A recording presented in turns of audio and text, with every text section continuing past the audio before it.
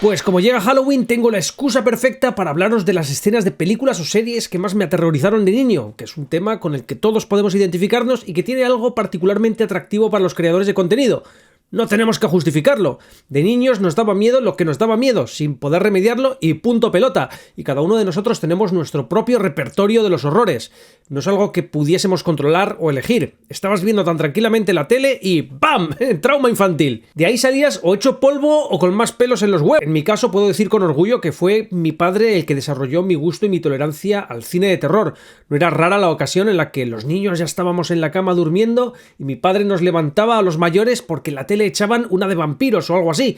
Todavía puedo escuchar a mi madre decir con cierta resignación: ¡pero qué bruto eres, Fernando! Y sin embargo, recuerdo aquellos momentos frente a la tele con mi padre como de los más entrañables que viví con él. Y de alguna manera se me ha pegado y ahora yo soy el bruto, el que inicia a sus propios hijos en esto del cine de terror, porque soy un firme defensor de la idea de que, administrado correctamente, tiene el mismo poder pedagógico que los cuentos tradicionales. Me refiero a los originales, previos al fenómeno de la disneyificación, aquellos que recopilaron Giambattista Basile, Charles Perrault, Hans Christian Andersen o los hermanos Grimm, que todo se ha dicho, incluso estos autores también edulcoraron algunas de estas historias al recogerlas, así que imaginaos cómo eran las originales. El caso es que esos cuentos, desprovistos de lo escabroso, macabro y verdaderamente terrorífico, pues pierden no solo gran parte de su carga pedagógica, sino prácticamente todo el sentido por el que fueron creados. Y hoy, en tiempos en los que prácticamente nadie lee y el cuento tradicional está obsoleto, no me cabe duda de que es el cine de terror el que llega a cumplir una función pedagógica análoga si, como digo, se administra correctamente. No solo debemos en esta práctica calibrar adecuadamente el nivel de terror al que exponemos al infante en función de su madurez, sino de acompañarlo. No se trata de traumatizar al chiquillo, sino de que aprenda a lidiar con sus temores y fobias en un entorno en el que se sepa seguro y protegido, ya sea porque escucha el cuento de su cariñoso abuelo al calor del hogar o ve la película acurrucado en el sofá junto a su padre. Y si se hace correctamente, el crío crece y madura un poco, supera algo y se encuentra más preparado para lidiar con un nuevo terror. El psicólogo austríaco Bruno Bettelheim siempre defendió que no se debía sobreproteger a los niños de los elementos duros de las historias, de los cuentos. Y eso parecía entenderlo mi padre inconscientemente. Para otras cosas era un desastre, pero ahí lo hizo creo que muy bien y no puedo sino estar agradecido de que estuviera a mi lado cuando me enfrenté a la mayoría de los terrores que componen el vídeo de hoy y que me marcaron más o menos hasta que tenía 10 años, muchos de los cuales te parecerán inusuales o inusitados en una lista de este tipo. Notaréis también la ausencia de películas de animación, pero es que no recuerdo traumas particularmente con ellas. Quizá tenga recuerdos bloqueados al respecto. Cuando los desbloquee, prometo vídeo. Y venga, vamos allá, no sin antes advertiros de que habrá inevitablemente algún spoiler, así que si comienzo a hablar de una peli o una serie que no has visto y planeas ver, te recomiendo que te saltes el fragmento. Dejaré marcas de tiempo en la descripción del vídeo. 3 encuentros espeluznantes. Quizá uno de los miedos infantiles más arraigados y prevalentes sea el del encuentro con alguien desconocido y extraño. El cine de los 80, el que consumí en mi infancia, era prolijo en este tipo de encuentros, pero hay 3 películas emblemáticas de mi generación que, sin ser de terror para nada, destacan en este sentido, al menos en mi memoria. Así que permitidme empezar un poco más suave y luego vamos con la caña. E.T. Es la primera peli de la que tengo conciencia de haber visto en el cine. Muy probablemente sea la primera que vi en la gran pantalla. Cuando se estrenó en España en diciembre del 82, yo tenía 5 años. En la icónica cinta de Spielberg, el momento del encuentro entre Elliot y el extraterrestre bien podría haber pertenecido a una película de terror.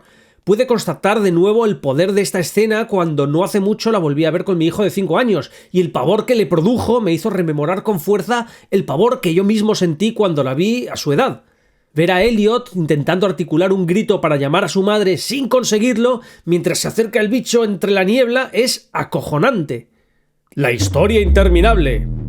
La historia interminable también la vi en el cine, esta vez con 7 años. Recuerdo la lluviosa tarde de diciembre de 1984 en Madrid, cuando mi madre nos llevó a mi hermano gemelo y a mí a verla. Si bien es una película infantil, una cosa que me puso los pelos de punta es Gmork, la bestia servidora del mal enviada por la nada para matar a Atreyu. Su presentación es espeluznante a través de los destellos de relámpagos revelando fugazmente una bestia de centelleantes ojos verdes y que será una sombra que se cierne amenazante sobre Atreyu durante toda la película hasta que finalmente le alcanza. Cada vez que vuelvo a ver la película, evoco aquella primera vez que la vi y cómo contuve el aliento prácticamente toda la escena del encuentro entre la bestia y Atreyu hasta que éste se deshizo de aquella después de desafiarle valientemente.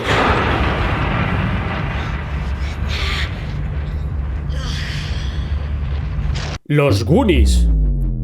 Al año siguiente de La historia interminable, en el 85, los Goonies generaron todo un fenómeno cultural tras su estreno en pleno verano. Esta la vi con mis hermanos en el cine, en Burgos, donde solía pasar las vacaciones en casa de mi abuela. A pesar de que hoy hay quien insiste en considerarla políticamente incorrecta, es sin duda una de las mejores películas de aventuras para chavales de su época que estimuló la imaginación de toda una generación. Pues bien, aquí no solo la mamma Fratelli nos traumatizó con serias amenazas físicas, que si le corta la lengua a bocazas de un navajazo... ¿Os gusta la lengua? O le destroza la mano a Gordy en una batidora... ¡Ponlo en marcha! ¡No! ¡Soy muy joven! ¡No, la mano! ¿Vas a decir la verdad? Sino que la presentación de Sloth se erigió oficialmente uno de los momentos más terroríficos a los que los chavales de los 80 habíamos accedido en la gran pantalla en una película, digamos, infantil o juvenil. Primero cuando Mikey lo descubre en un sótano con la excusa de ir al baño en el restaurante abandonado donde se esconden los Fratelli. Y luego cuando Gordy es maniatado junto a Sloth. En un chaval de 7 u 8 años, un gigante deforme, de actitud imprevisible, encadenado en un sótano, resulta amenazador y fascinante al mismo tiempo, pero la película lleva muy bien al espectador a la realización de que Sloth es una víctima y que no alberga ninguna maldad. Oh, señor, es increíble. Tiene usted más hambre que yo. Y bueno, vayamos ahora con la mandanga más seria.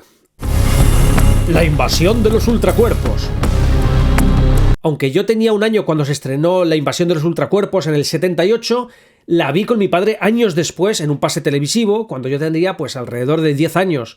Algunas imágenes se me quedaron grabadas a fuego de por vida, como la terrorífica transformación de las vainas, como las llamábamos en España, en clones de los incautos durmientes, en una exhibición magistral de body horror setentero, que me impactó tanto que durante un tiempo mi imaginación me torturaba con que una de esas cosas estaba debajo de mi cama haciendo otro clon de mí mismo, porque ya tengo un hermano gemelo. O la escena del perro con cabeza de hombre, que, por cierto, fue homenajeada por Tim Burton en Mars Attacks.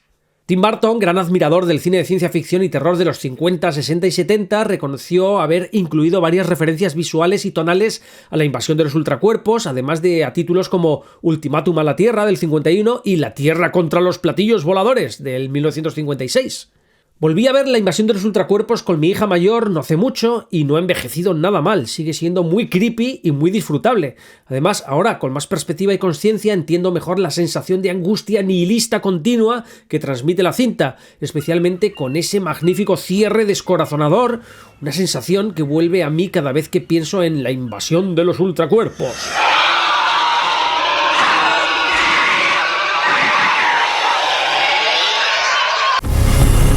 Chucky. Allá por el año 85 se estrenaba en España una serie británica de ciencia ficción basada en una novela de John Wyndham, conocido por Los cuclillos de Midwich, novela en la que se basó la película clásica de ciencia ficción El pueblo de los malditos. Hablo de Chucky, que si bien se trataba de ciencia ficción orientada a un público más bien juvenil, tenía, y en esto casi todo el mundo que la recuerda y la comenta en internet estamos de acuerdo, una cabecera muy inquietante. A mis 8 años recuerdo que el arranque de cada capítulo con esta cabecera extraña me provocaba miedo y fascinación a partes iguales.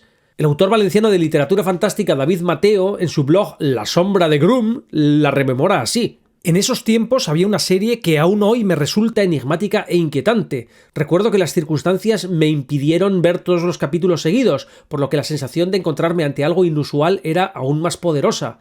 Comenzaba con el pantallazo de Támesis y el Tower Bridge, algo que mi subconsciente asociaba a series de humor como La Superabuela o Benny Hill.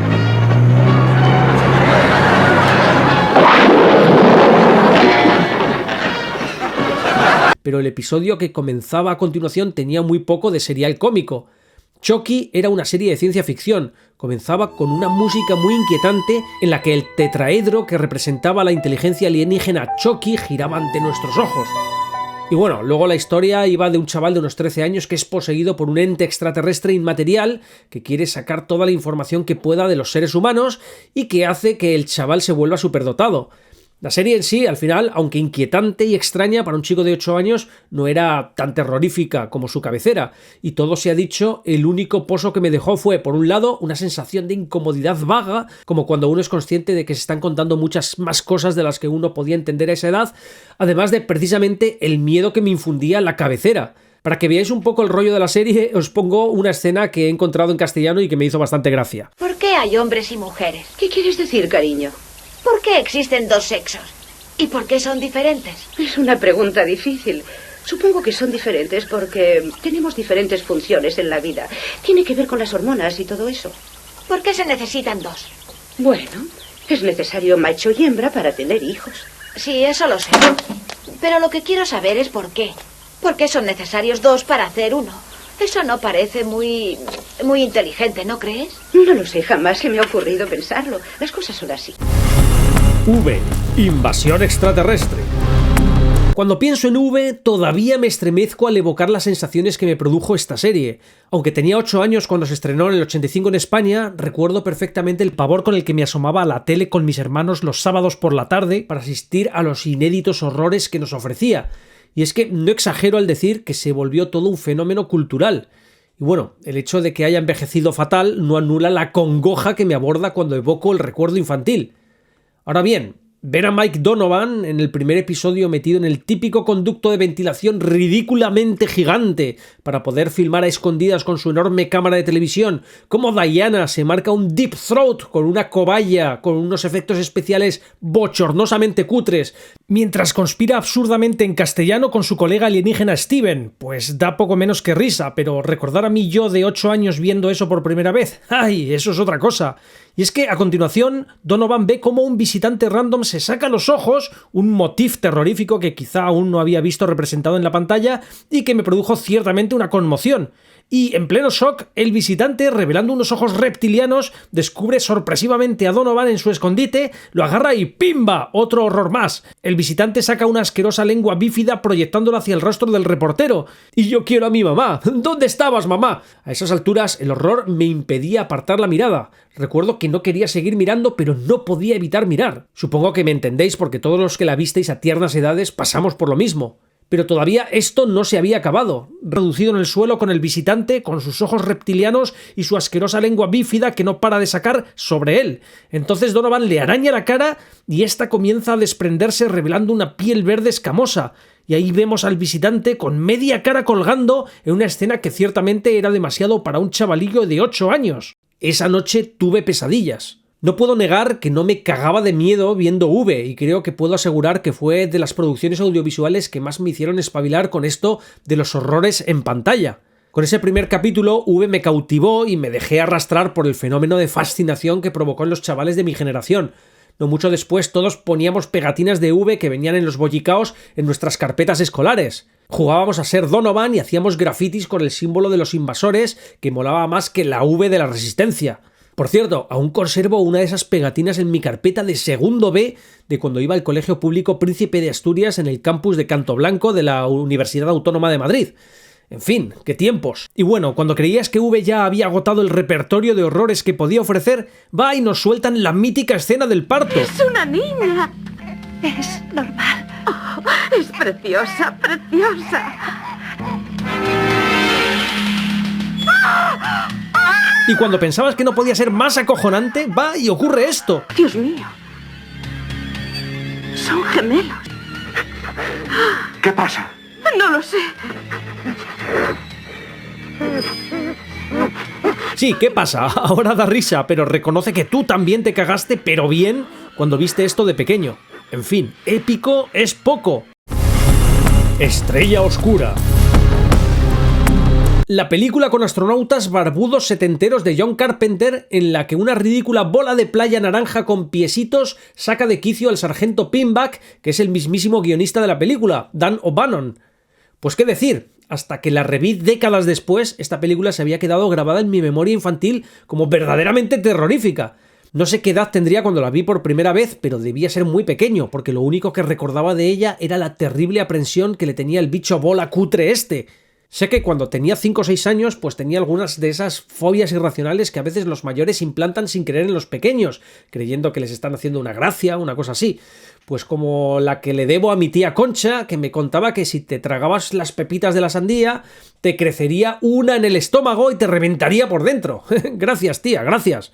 O esta, que le debo a los chicos mayores de la piscina de la urbanización Embajada de Madrid, donde vivía cuando era pequeño, que me contaban que algunas de las hojas de árbol que flotaban en la piscina no eran hojas en realidad, sino bichos que se te pegaban en la piel y se metían en tu cuerpo por absorción, de forma que imagina el estrés que pasé un tiempo cuando iba a la piscina, sufriendo por no tocar las abundantes hojas que caían en el agua, o ya el horror máximo cuando salía del agua y descubría una hoja pegada en mi piel. Pues bien, recuerdo asociar esta fobia a las escenas en las que el bicho bola de Estrella Oscura se echa sobre el sargento Pinback, porque fue más o menos la misma época, y durante un tiempo tuve pesadillas. Muchos años después, décadas, todo lo que podía evocar de aquella película era un pavoroso extraterrestre esférico gelatinoso que absorbía a sus víctimas echándose sobre ellas. Por supuesto, esto último nunca ocurre en la película y se trata de una reelaboración fantasiosa de mi mente infantil traumatizada. Dispuesto a enfrentar mis miedos, busqué ya de mayorcito la película y la vi y me sorprendí de lo cutre que era. Sí, el bicho le hace pasar un mal rato a Pinback, pero la secuencia no es en plan Ripley acosada por el xenomorfo, sino en plan persecución slapstick, más cerca de Buster Keaton y Charles Chaplin que del cine de terror espacial. Pero lo más cachondo de esta escena es que O'Bannon la concibió para ser terrorífica, y vaya, solo logró asustar a un niño de 6 o 7 años. O'Bannon comentó en múltiples entrevistas que con Estrella Oscura quiso hacer terror en el espacio, pero tras su rodaje quedó frustrado porque un segmento que debía ser inquietante, el del alien en la nave, terminó siendo ridículo debido al presupuesto. Y bueno, reconozcámoslo, también a la falta de experiencia. Así que O'Bannon se prometió que la siguiente vez lo haría de verdad. Y vaya si así fue, porque de esta frustración y de las ideas que había puesto en juego en Estrella Oscura, una tripulación confinada, un ser hostil alienígena, el aislamiento en el espacio, se gestó la esencia de su siguiente proyecto, el guión de Star Beast, que luego Ridley Scott filmaría como Alien. Así, la chapuza del extraterrestre esférico construido por el propio Dan O'Bannon, con una pelota de playa pintada y unas patas de goma espuma, y que él mismo manipularía en la película, de alguna forma se redimió en el Alien de Ridley Scott 5 años después, dado que este no habría existido sin aquel. Y ahora me pregunto si el terror que sintió aquel mini Gabriel de los años 80 estaba legitimado en el hecho de que el germen de lo que después hizo tan terrorífico al xenomorfo ya estaba sembrado en una ridícula bola de playa que nos querían colar como un extraterrestre con costuras. Mi yo de 6 o 7 años nunca fue consciente de la cutrez o de la comicidad de esta película, sino que se abrumaba por el aislamiento del personaje de O'Bannon, que había de enfrentarse solo a una criatura extraña e imprevisible en un entorno hostil. Algo había ahí que justificaba que me cagase de miedo y alguien que lo iba a decir lo confirmó. La oscura noche del espantapájaros. Pues este infravalorado telefilm de Frank de Felita me dejó tocado porque fue mi primer contacto con el concepto de espantapájaros como motivo de terror. Y es que se trata de una imagen muy poderosa que ha sido explotada después en el cine varias veces, como en Scarecrows de 1988, con asesinos zombificados vestidos de espantapájaros, The Night of the Scarecrow del 95, un slasher más al uso que es prácticamente un homenaje directo al telefilm de Felita, incluso desde el título, o la última que recuerdo, Historias de miedo para contar en la oscuridad de 2019, producida y escrita por Guillermo del Toro, en la que una de las secuencias implica un espantapájaros asesino. En realidad, parece que esta idea del espantapájaros como motor narrativo de una historia de terror nunca había sido realmente explorada hasta La oscura noche del espantapájaros, así que este pequeño telefilm, a su manera, es pionero en ello. En resumen, se trata de que los vecinos de un pueblo del sur profundo de Estados Unidos mataron a un hombre con discapacidad intelectual que se había escondido en un espantapájaros tras haber sido acusado de herir gravemente a una niña. Después de saberse, debido a que la niña sobrevive, que el hombre era inocente, los vecinos quedan impunes de todas formas tras declarar haber actuado en defensa propia. Sin embargo, tiempo después comienzan a morir uno a uno en misteriosas circunstancias.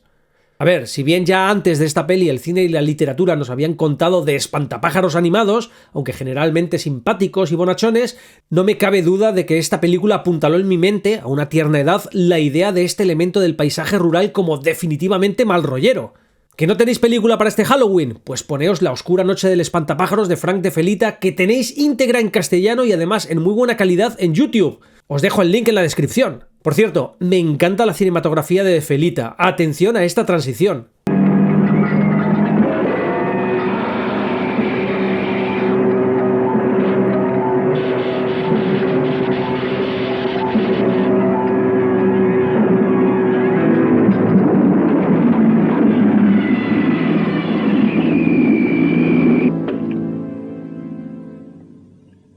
mermelada, señor Hasselrich?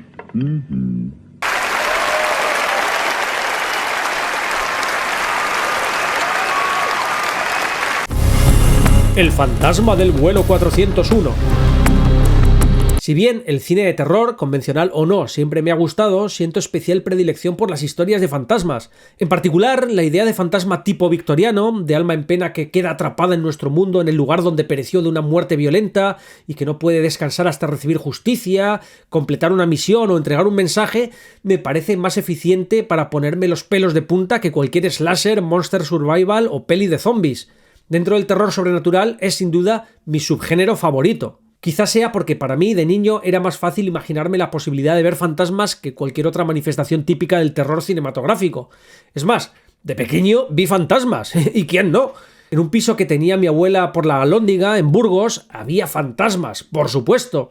Además, el Coco me visitaba allí con frecuencia. El tema es que una de las pelis de fantasmas que más me impactó y se quedó grabada en mi memoria es El fantasma del vuelo 401. De nuevo, un telefilm viejuno que puede que hoy no me parecería gran cosa. No lo sé, porque nunca la reví. Pero dada la prevalencia de la sensación de miedo que tengo al evocar su recuerdo, sin duda merece estar en esta lista. Seguramente la nota inicial de que la película estaba basada en hechos reales contribuyó al impacto que me produjo y así siento que esta película fue definitoria en mi atracción por las historias de fantasmas. Es más, la historia real tuvo también cierto impacto en la cultura popular hasta el punto de que Bob Welch le dedicó un tema. You've heard about the Flying Dutchman, the ghost of all the ships at sea. Con el plus de presentarnos una jovencísima Kim Basinger, la historia cuenta que, tras el accidente del vuelo 401 en los Everglades, Florida, tripulantes de Eastern Airlines comienzan a ver a los pilotos fallecidos apareciendo en otros aviones que se construyeron con piezas recuperadas del avión siniestrado. Si bien la película en sí no es para nada terrorífica desde la perspectiva de un adulto, pues de nuevo estamos considerándola desde la perspectiva de un niño de menos de 10 años, que de repente aprende que los fantasmas no tienen por qué verse siempre como espectros semitransparentes, creepies, llevando sábanas y agitando cadenas, sino que a veces tienen bigote y se presentan como gente normal, lo que lo hace todo más acojonante. Porque si se lo cuentas así a un chavalito, luego ve fantasmas por todas partes. Y si no, preguntadle al muchacho del Sexto Sentido. Esta representación del fantasma con el aspecto de una persona viva, normal, la pone de manifiesto el mismo Bob Welch en su tema sobre el caso del vuelo 401. Dice en una estrofa: pero de repente apareció el fantasma de los pilotos que habían muerto ese año. No digo que fueran bocanadas de humo, eran tan reales como la vida misma. No es broma. Y bueno, al igual que La oscura noche del espantapájaros, El fantasma del vuelo 401 también la tenéis íntegra en YouTube, aunque en menor calidad, pero también en castellano. Link en la descripción. El ente. Pues dejo para el final la que sin duda es la película más inadecuada para un niño que encontrarás en esta lista. El ente. Aquí ya tenía como mínimo 11 años, porque se estrenó en televisión en 1988 y luego se repuso en los 90. De lo que estoy seguro es de que esta la vi a escondidas. Sé que jamás podría haber visto esta peli con mi padre, al menos mientras fuese menor de edad. El ente fue escrita por el mismo director y guionista de La oscura noche del espantapájaros, Frank De Felita, por lo que le debo a este señor una buena carga de los horrores cinematográficos de mi infancia y que definieron mi gusto por el género del terror. A ver, El ente no es para nada una peli cómoda de ver. De nuevo, es una de esas historias presuntamente basadas en hechos reales, en esta ocasión en un caso documentado por el parapsicólogo Barry Taff. Y bueno, ya sabemos lo que pasa cuando los parapsicólogos documentan cosas. En fin. La película sigue a Carla Moran, una madre soltera de Los Ángeles que empieza a sufrir ataques violentos de una fuerza invisible dentro de su casa. Desesperada, busca ayuda psiquiátrica, pero sus médicos creen que sufre una crisis psicológica. Sin embargo, los fenómenos se intensifican. Objetos que se mueven solos, luces que estallan y un ente invisible que la agrede físicamente. E incluso la violiniza, por esquivar un poco el algoritmo, ya me entendéis. La peli incluye los típicos investigadores de lo paranormal instalando cámaras y sensores, algo que jamás se ha visto en el cine de fantasmas, ¿verdad? Y aunque logran registrar actividad anómala, la ciencia no consigue detener la presencia. Carla, atrapada entre el escepticismo y el horror, lucha por mantener su cordura mientras el ente se manifiesta con creciente violencia. Lo bestial de la película no son solo sus resultones efectos prácticos, la enervante banda sonora y la maestría en la cinematografía de las escenas de los ataques, que son terriblemente angustiosas, sino que no comete el error de dar explicaciones. Funciona porque es ambigua y el misterio permanece tras el cierre, y eso acojona. Mucho. Es sin duda una aproximación más afín al horror cósmico que muchas producciones que se arrogan el nombrecito del subgénero. Vamos, que lejos de pretender explicar el mal, lo que acojona del ente es que nos muestra la resistencia del mal a las explicaciones. Si no la has visto, hazte el favor, pero luego no me culpes del trauma. Y desde luego no se la pongas a tu hijo, ni de coña. Y bueno, ya para terminar de verdad, algunas menciones especiales muy rapiditas de cosas que me pusieron los pelos de punta de pequeñajo. En Beetlejuice, cuando los Maitland se mutilan para asustar a los nuevos inquilinos. En ¿Quién engañó a Roger Rabbit? Cuando el juez Doom es aplastado por una pisonadora. Las caras derritiéndose en busca del arca perdida. La escena del tipo deshaciéndose en ácido en Robocop. El corte en el ojo de un perro andaluz de Luis Buñuel. Gage Creed cortándole el talón a Jack Crandall en el cementerio de animales. La montaña basura de Fraggle Rock, que siempre me dio mal rollo, no sé por qué. Los Skeksis de cristal oscuro. Y bueno, un largo etcétera que me da para otro vídeo.